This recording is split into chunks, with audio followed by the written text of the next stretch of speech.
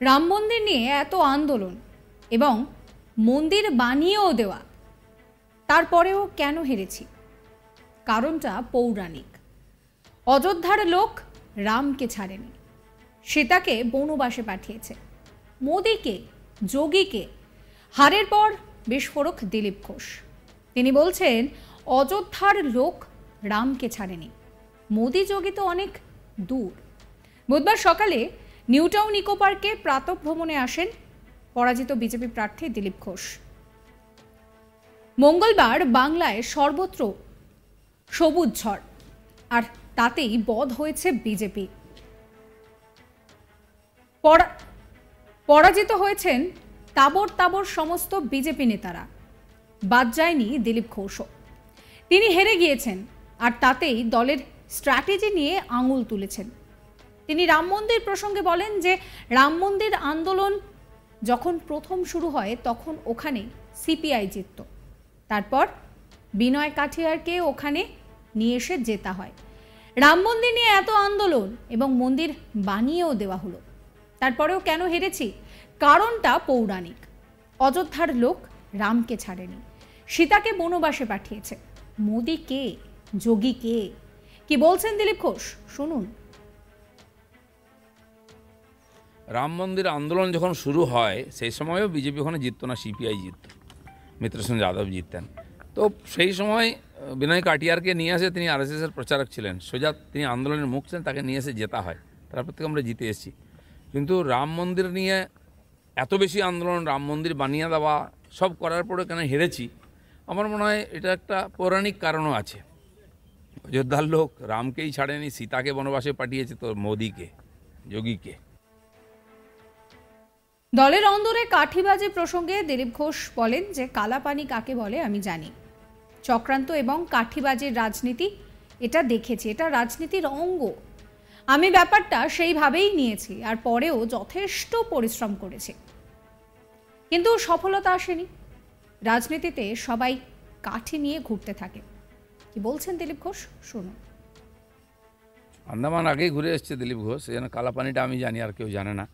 আর রাজনীতিতে এটা অসম্ভব কিছু না। রাজনীতিতে চক্রান্ত, কাঠিবাজি এটাও রাজনীতির অঙ্গ। আমি সেভাবেই নিয়েছি। আমি পুরো পরিশ্রম করেছি, কিন্তু সফলতা আসেনি। রাজনীতিতে যা হয়, সবাই কাঠি নিয়ে ঘুরতে থাকে। পদ থেকে আপনাকে অপসারণ এবং আপনার আসন চেঞ্জ করায়, এই প্রশ্নের উত্তরে দিলীপ ঘোষ বলেন যে অসম্ভব তো কিছুই না, সব কিছু সিদ্ধান্তের ওপরে নির্ভর করে, আর সব সিদ্ধান্তের একটা প্রভাবও থাকে। বাংলার মানুষ বলবেন এই সিদ্ধান্তগুলো ঠিক হয়েছে না ভুল হয়েছে। আমাকে দল যখন যা বলেছে আমি নিষ্ঠার সঙ্গে পুরোটা করেছি, পুরো ইমানদারি দিয়ে করেছি, ফাঁকি রাখিনি। এবার বর্তমানে হেরে যাওয়া কঠিন সিট ছিল, যারা সেখানে সেদিন ছিলেন তারাও অন্তত মেনেছেন যে একটা জায়গায় অন্তত লড়াইটা হয়েছে। দলের পলিসির ওপরেও তো অনেক কিছু নির্ভর করে। যারা আমাকে ওখানে পাঠিয়েছেন তারা ভাববেন। কি বলছেন তিনি, শুনুন। অসম্ভব কিছু না, সব জিনিসের প্রভাব পড়ে। এটা ঠিক হয়েছে কি ভুল হয়েছে বাংলার মানুষ, আমার কর্মীরা বলবেন। আমাকে পার্টি যখন যে কাজ দিয়েছে আমি সেটা নিষ্ঠার সঙ্গে করেছি। দিলীপ ঘোষের কাজে 1% কখনো ফাঁকা ছিল না। পুরো ইমানদারির সঙ্গে পুরো পরিশ্রম করে আমি কাজ করেছি। আর এবারে যারা বর্ধমানে গেছেন তারাও জানেন সেই যে কঠিন সিট ছিল, হেরে যাওয়া সিট ছিল সেই সময়, আর সেখানে আমি যে লড়াই দিয়েছি মনে হচ্ছে একটা জায়গায় লড়াই হয়েছে। তো আমাদের পরিশ্রমে ফাঁক ছিল না। বাকি নেতৃত্ব, পরিবেশ ইত্যাদি পলিসির উপর নির্ভর করেছে যে কেন রেজাল্ট এরকম হয়েছে, সেটা যারা চিন্তাভাবনা করেছেন, যারা পাঠিয়েছেন তারা ভাববেন। সন্দেশখালী ইস্যু ফ্লপ হয়েছে, এই প্রশ্নের উত্তরে তিনি বলেন যে সন্দেশখালীর আন্দোলনটা রাজনৈতিক ছিল না, সাধারণ মানুষের আন্দোলন ছিল। পরে বিজেপি টেক আপ করেছে, আমরা তাদের ন্যায় দেওয়ার চেষ্টা করেছি। কালো অত্যাচার হয়েছে, এরপর ওই মহিলারা ওখানে আর থাকতে পারবেন কিনা জানি না। এই আন্দোলন সারা দেশে নজির করেছিল। ওটা আমাদের পুরনো গড়। ঘোরতর তৃণমূল জামানাতেও আমরা ওখানে ভালো ভোট পেতাম, কিন্তু আরও ভালো রেজাল্ট হবে ভেবেছিলাম, হয়নি। কি বলছেন তিনি, শুনুন। এখন সন্দেশখালী আন্দোলনটা রাজনৈতিক আন্দোলন ছিল না। প্রথম ওখানকার সাধারণ মানুষ, আদিবাসী মানুষ, মহিলাদের অত্যাচারের বিরুদ্ধে আন্দোলন ছিল। পরে বিজেপি টেক আপ করেছে, লড়াই করেছে। যে কোনো রাজনৈতিক পার্টি করেই এ ধরনের আন্দোলনকে কাজে লাগায়। আমরা চেষ্টা করেছি তাদের ন্যায় দেওয়ার, সঙ্গে দাঁড়িয়েছি।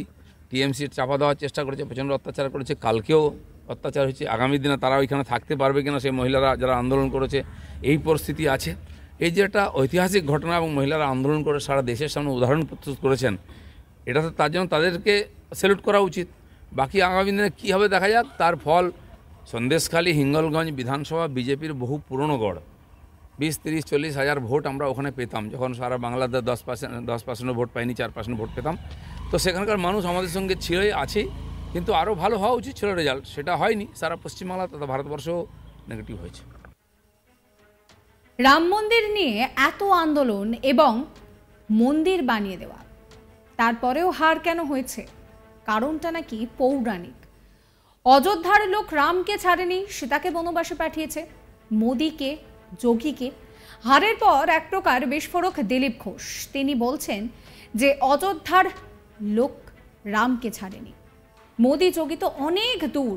আমরা দেখেছিলাম যে লোকসভা নির্বাচনে রাম মন্দিরকে একটা বড় ফ্যাক্টর করেছিল বিজেপি, এবং সেই হিন্দুত্বের যে ধ্বজা, সেই ধ্বজার উপরে ভর করেই হয়তো ভোটের বৈতরণী পার করার একটা প্ল্যানিং ছিল। কিন্তু আমরা যে ছবি দেখেছি, যে বলা যেতে পারে যে বিজেপি যে টার্গেট সেট করেছিল, সেই টার্গেট পূরণ হয়নি। বুধবার সাত সকালে নিউ টাউন ইকো পার্কে প্রাতঃভ্রমণে এসে রীতিমতন ক্ষোভ উগড়ে দিয়েছেন দিলীপ ঘোষ।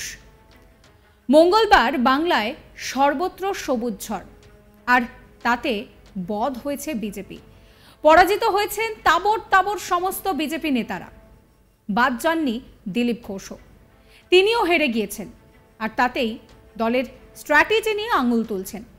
তিনি রাম মন্দির প্রসঙ্গে বলেন যে রাম মন্দির আন্দোলন যখন প্রথম শুরু হয় তখন ওখানে সিপিআই জিতত, তারপর বিনয় কাঠিয়ারকে ওখানে নিয়ে এসে জেতা হয়। রাম মন্দির নিয়ে এত আন্দোলন এবং মন্দির বানিয়ে দেওয়া, তারপর কেন হেরেছি?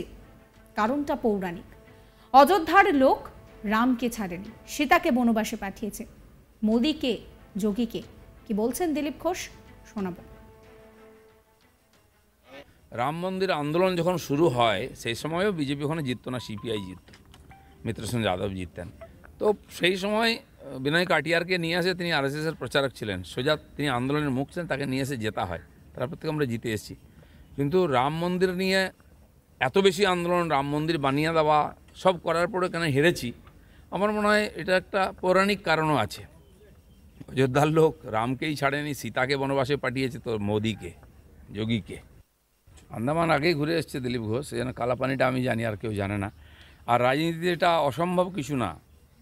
রাজনীতিতে চক্রান্ত, কাঠিবাজি, এটাও রাজনীতির অঙ্গ।